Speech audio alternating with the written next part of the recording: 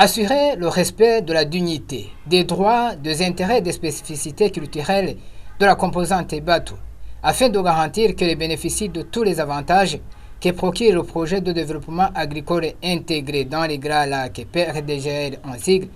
Telle est la raison pour laquelle ce projet a élaboré un plan d'action des peuples autochtones et batois des collines bénéficiaires du dit projet.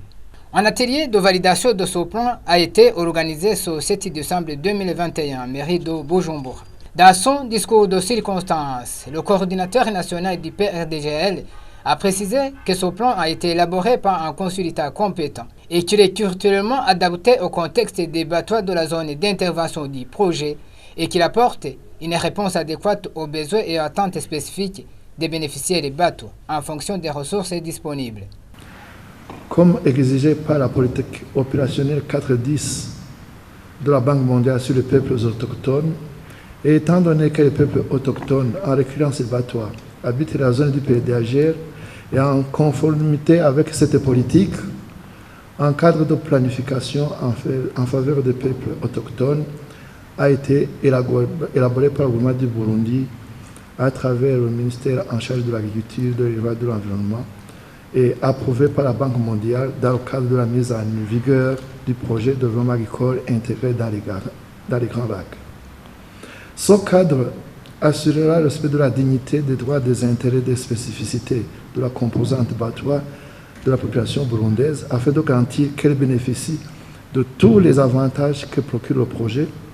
Après exposé du consultant sur le contenu de ce plan d'action, les participants à cet atelier, qui étaient en majorité les représentants des associations des batois de la zone d'intervention du PRDGL, ont eu l'occasion d'enrichir ce document à travers des avis et considérations.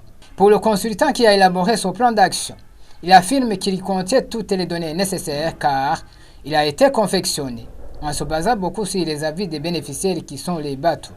Nous avons vu que sur le terrain, les batois manquent cruellement des terres à cultiver. Et ça, c'est la première observation. La deuxième observation, nous avons vu que en fait, il manque réellement l'inclusion financière. Nous avons vu que vraiment, les batois n'épargnent pas, à presque 95%. Et c'est pourquoi nous prévoyons un plaidoyer pour qu'en fait, il puisse être renforcé en matière d'inclusion financière, en matière d'octroi des terres à cultiver, en même temps que le PRDGL a essayé de tout faire pour que en fait, la scolarisation des enfants batois puisse être une réalité.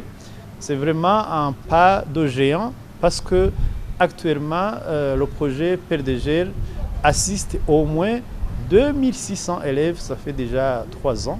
Rappelons que le projet PRDGL intervient en faveur des batois des collines bénéficiaires des appuis du projet, de 11 communes réparties dans 5 provinces du pays.